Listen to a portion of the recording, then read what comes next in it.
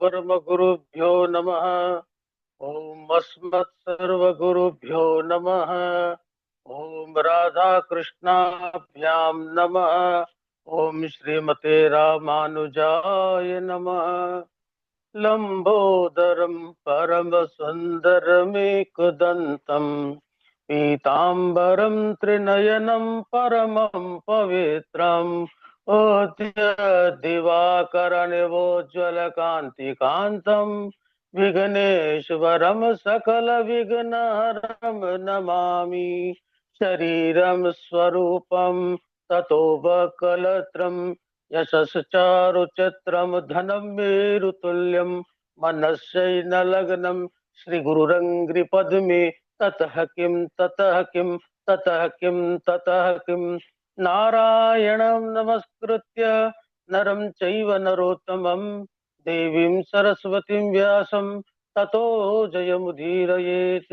जयतु जयतु देवो देवकी नन्दनोऽयं जयतु जयतु कृष्णो वृषणवंश प्रदीप जयतु जयतु मेघ श्यामल कोमलांगम जयतु जयतु जयतु जयतु पृथ्वी भारनाश मुकुंद कृष्ण तदीय पद पंकज पंजरांते अद्वैव मे विशतु मानस राजहंस प्राण प्रयाण समये कपवात पित्तैः कंठावरोधन विदौ स्मरणं कुतस्ते बर्हापीडं नटवरवपुः कर्णयोः कर्णिकारं बिभ्रद्वासः कनककपिशं वैजयन्तीं च मालां रन्ध्रान् वेणुरधरसुधया पूर्णयन् गोपवृन्दैः वृन्दारण्यं स्वपदरमणं प्राविशद्गीतकीर्तिः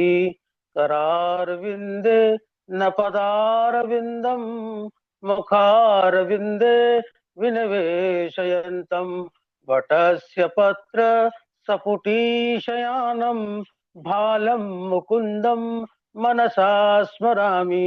रामाय रामभद्राय रामचन्द्राय वेदसे रघुनाथाय नाथाय सीताया पतये नमः। अञ्जनानन्दनं वीरं जानकी शोकनाशकं कपीशमक्षहन्तारं वन्दे लङ्काभयङ्करं मूकं करोति वाचालां पङ्गुं लङ्घयते गिरिं यत्कृपातमहं वन्दे परमानन्दमाधवं।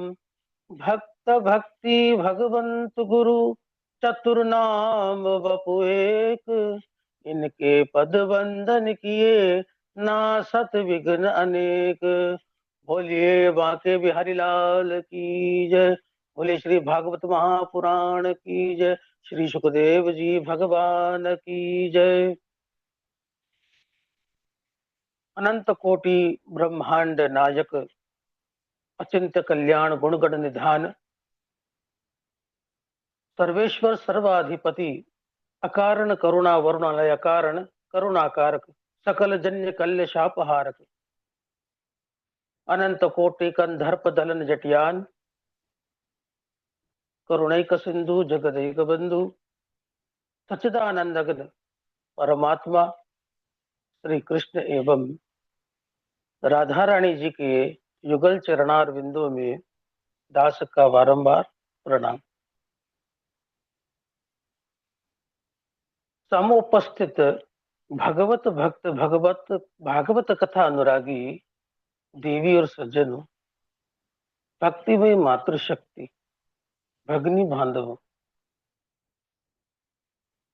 बड़े भाग से भरे पुण्य से हम श्रीमद् भागवत महापुराण का पारायण की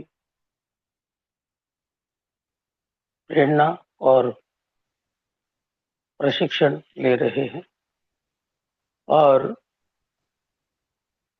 इस अमृतमयी कथा का रसपान करने जा रहे हैं। सभी बांधवों को, सभी बंधुओं को, भगनियों को सिया राम मैं सब जग जानी करहु प्रणाम जोर जुग पान।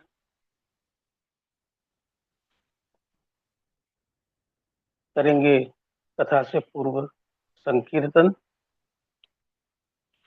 हरि शरणम हरि शरणम हरि शरणम हरि शरणम हरि शरणम हरि शरणम हरि शरणम हरि शरणम।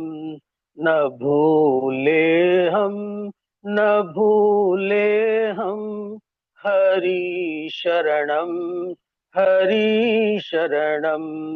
प्रभु के हम प्रभु के हम हरि शरणम हरि शरणम हरि शरणम हरि शरणम हरि शरणम हरि शरणम।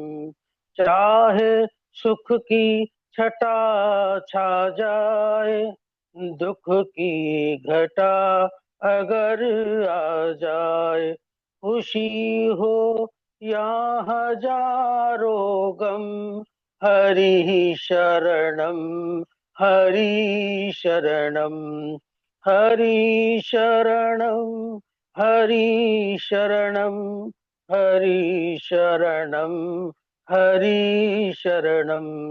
न दुनिया में कोई अपना ये सब एक रात का सपना।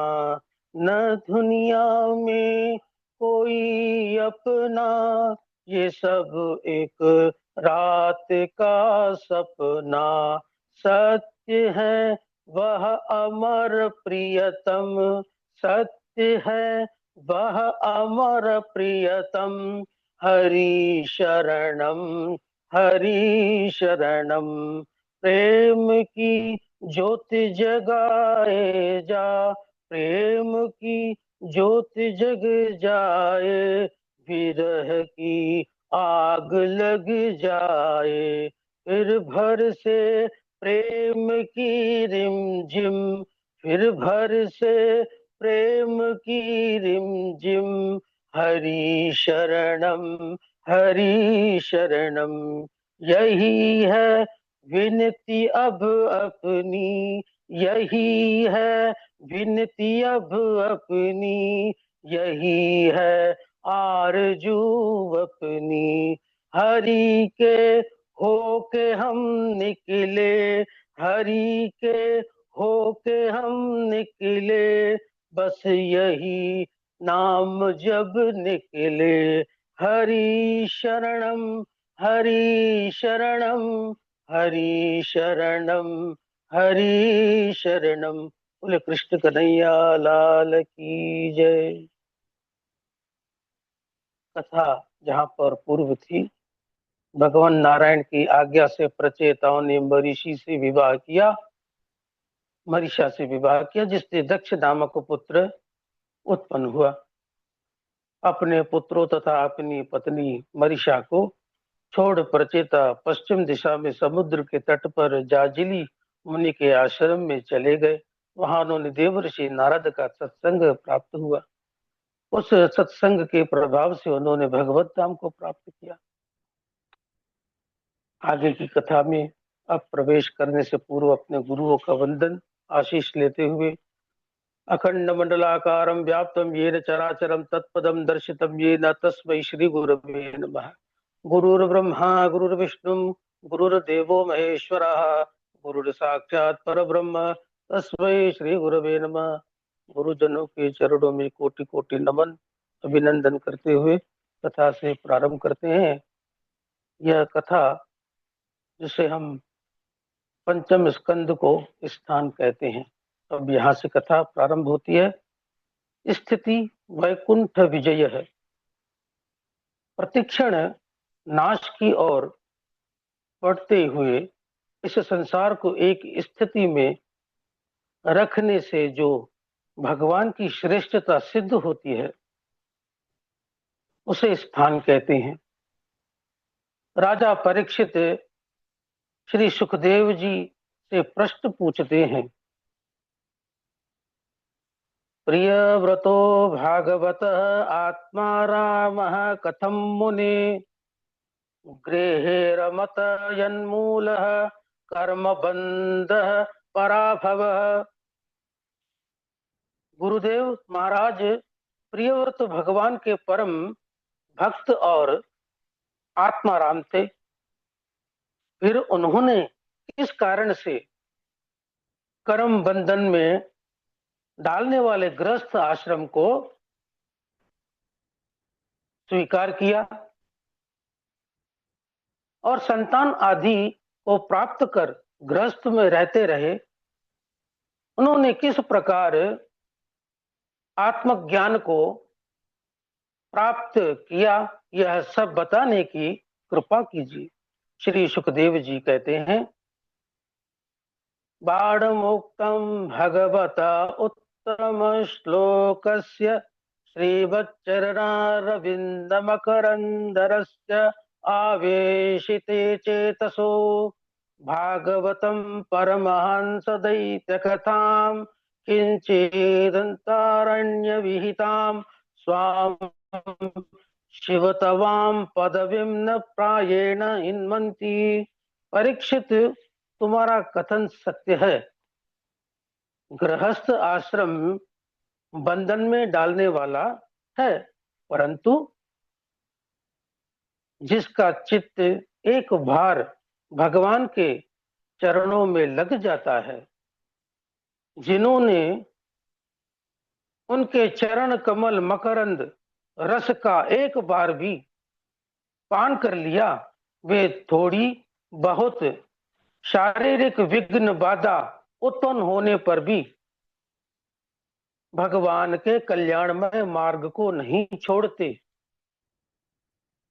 देवर्षि नारद के उपदेश से महाराज प्रियव्रत जब सन्यास की दीक्षा ली तो स्वयंभू मनु ने अपने पिता ब्रह्मा जी से कहा। ब्रह्मा जी आए और प्रियव्रत को समझाते हुए कहा, भयं प्रमत्तस्य वनेष्वपि स्यात् यतः स आस्ते सहस्रसप्तः जितेन्द्रियस्यात्ममतेरुबन्धस्य गृहाश्रमः किन्नु करोत्यवध्यम्। ब्रह्मा जी ने कहा, बेटा प्रियव्रत, जो असावधान है, जिनकी इंद्रिय अपने वश में नहीं रहती है, वे यदि वन में भी रहते हैं तो उनका पतन हो जाता है और उन्हें पतन का सदा डर रहता है। परंतु जिन्होंने अपनी इंद्रियों को अपने वश में कर लिया है, ऐसे आत्मज्ञानी पुरुष का गृहस्थ आश्रम क्या बिगाड़ सकता है? प्रियव्रत, तुमने तो पहले से ही भगवान श्री हरि के चरण रूपी किले का आश्रय ले रखा है, जिससे तुम्हारी इंद्रिय रूपी शत्रु तुम्हारे वश में है। इसीलिए तुम संसार में रहते हुए भी भगवान के दिए हुए भोगों को भोगो और फिर जब इच्छा हो जाए तब आत्म स्वरूप में स्थित हो जाना।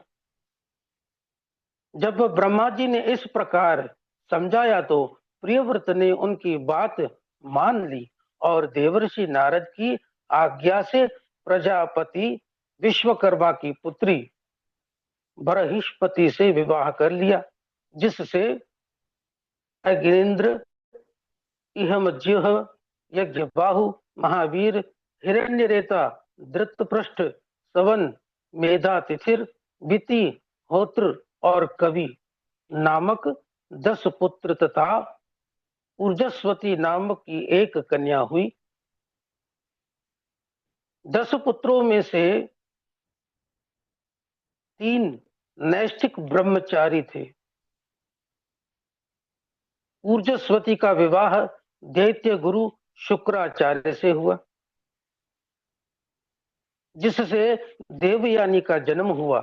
महाराज प्रियव्रत की दूसरी पत्नी से उत्तम, तामस और श्वेत नामक पुत्र हुए, जो अपने ही नाम वाले मनमंत्रों के अधिपति हुए। एक बार महाराज प्रियव्रत ने देखा कि सूर्य नारायण पृथ्वी के आधे भाग को ही प्रकाशित कर पाते हैं, आधे भाग में अंधेरा रहता है। उस अंधकार के कारण प्रजा अपना कार्य नहीं कर पाती। तब महाराज प्रियव्रत अपने ज्योतिर्मय रथ में बैठकर सूर्य के गति से पृथ्वी की 7 परिक्रमा कर डाली, सूर्य की गति को रोक दी। जब उन्होंने देखा कि प्रजा दिन रात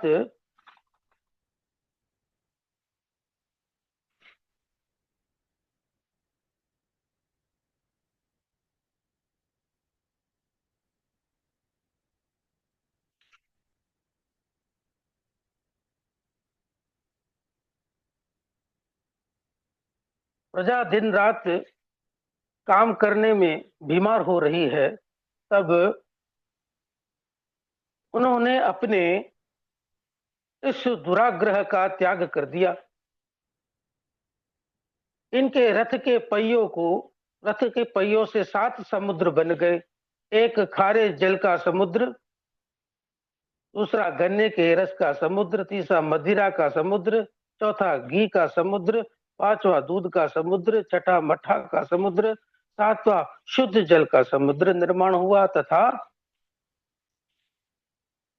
जम्बू द्वीप, लक्षद्वीप, शालिमिली, कुश, क्रौंच, शाक, पुष्कर द्वीप, इन 7 द्वीपों का निर्माण करने वाले हुए।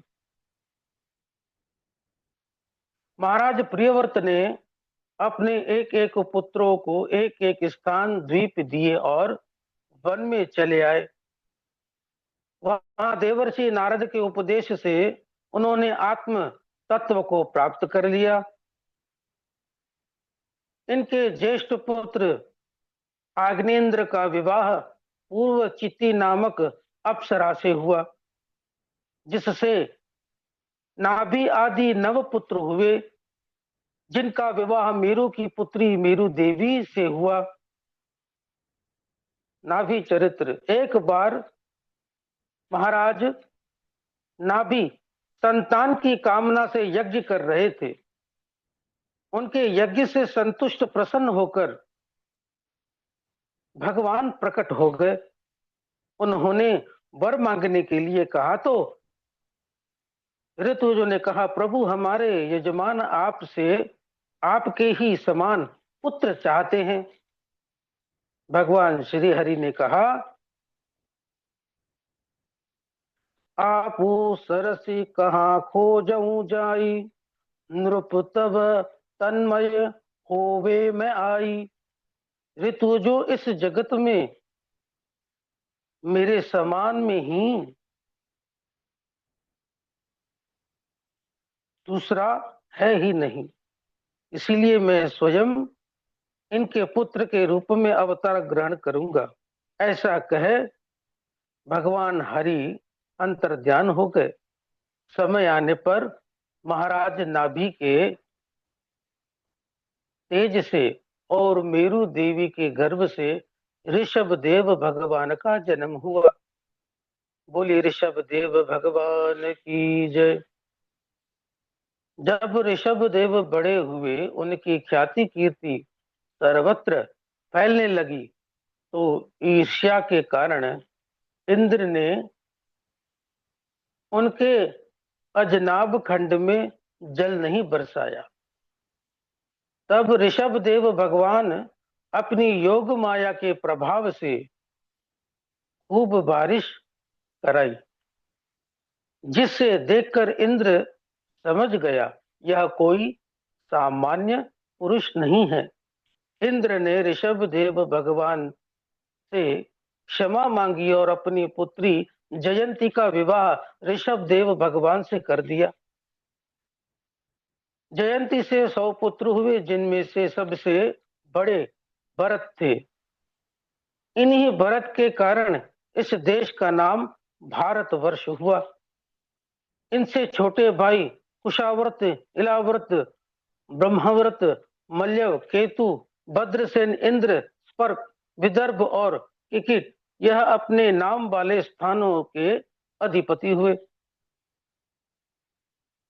इनसे छोटे कवि हरि, अंतरिक्ष, प्रबुद्ध, पिपलयान, आविर्हात्र, द्रुमिल, चमस और कराभाजन ये 9 भगवान के परम भक्त होने के कारण 9 योगेश्वर भी कहलाए। इनसे छोटे 8 एक पुत्र 81 पुत्र पिता की आज्ञा पालन करने वाले महान क्षत्रिय हुए। ब्राह्मणों के समान इनका आदर सत्कार होता था। एक बार अपनी संतानों को उपदेश देते हुए ऋषभ भगवान कहते हैं, पुत्रों, यह अत्यंत दुर्लभ मनुष्य शरीर दुख से प्राप्त होने वाले तुच्छ विषय भोगों के लिए नहीं मिला है, क्योंकि विषय भोग तो कुकर, सुकर आदि अन्य योनियों में भी प्राप्त हो जाते हैं। इसीलिए इस शरीर के रहते इस शरीर से दिव्य तप करना चाहिए।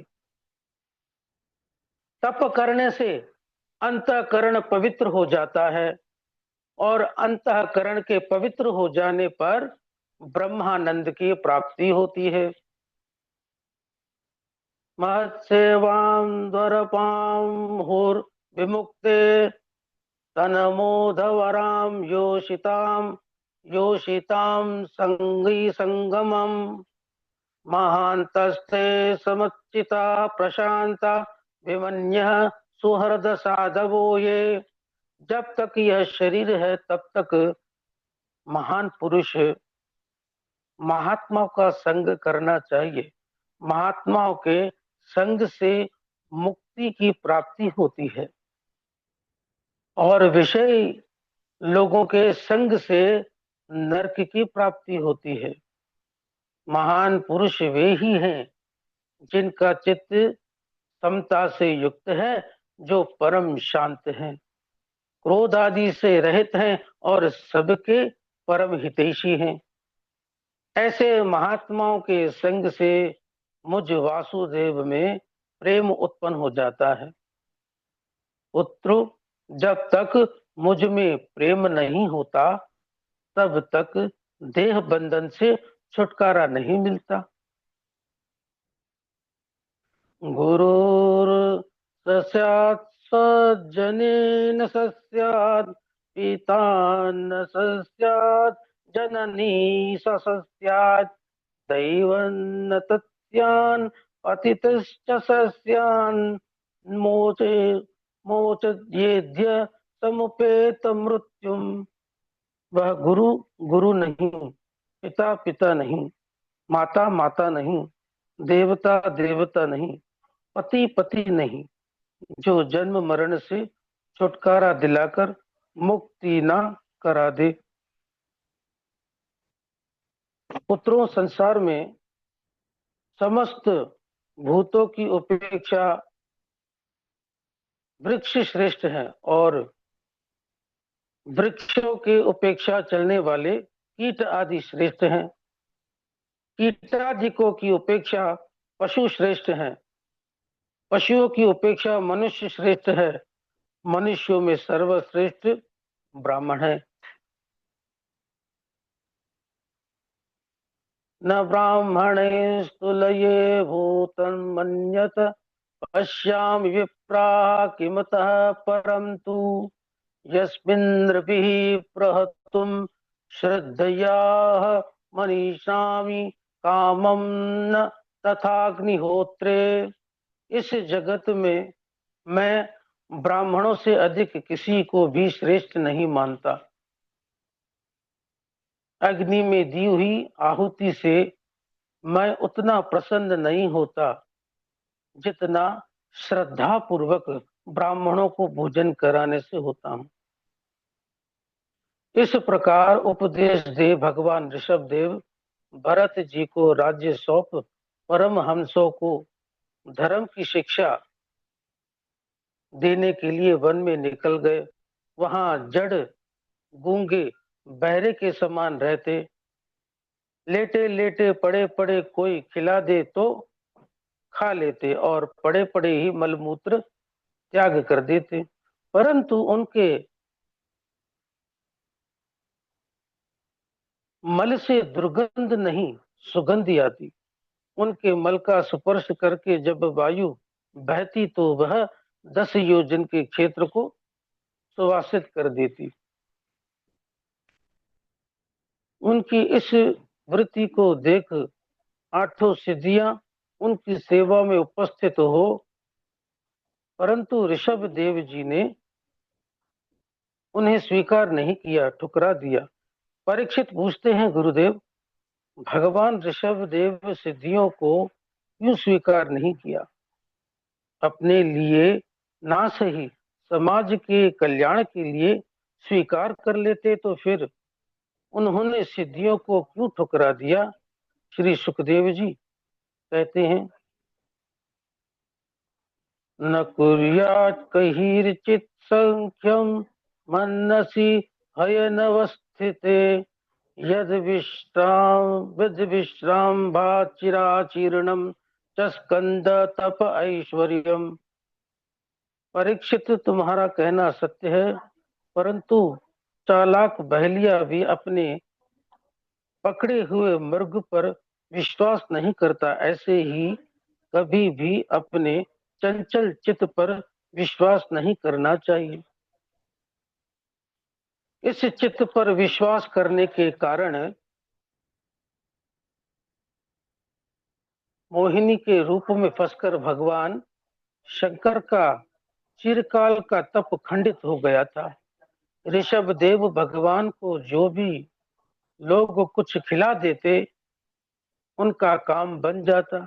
धीरे धीरे उनकी ख्याति फैलने लगी, लोगों की भीड़ जमा होने लगी। यह देख ऋषभ देव भगवान ने अपने मुख पर पत्थर रख लिया। उस स्थान का त्याग कर दक्षिण कर्नाटका की ओर चले गए। वहां एक वन में आग लगी हुई थी। उन्हें अपने शरीर से कोई आसक्ति नहीं थी। उन्होंने उस अग्नि में जलाकर अपने शरीर को भस्म कर दिया। बोलिए ऋषभ देव भगवान की जय।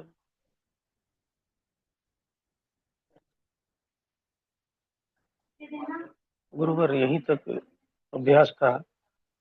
अच्छा अच्छा, ठीक है। बहुत बढ़िया जितेश जी, कथा तो बहुत अच्छा है, लेकिन कहीं कहीं पर श्लोक का थोड़ा सा। श्लोक हाँ। श्लोक सर, हाँ। गुरुवर श्लोक का बिल्कुल मुझे इस बार लगा, कल का अभ्यास किया था लेकिन अभी श्लोक करने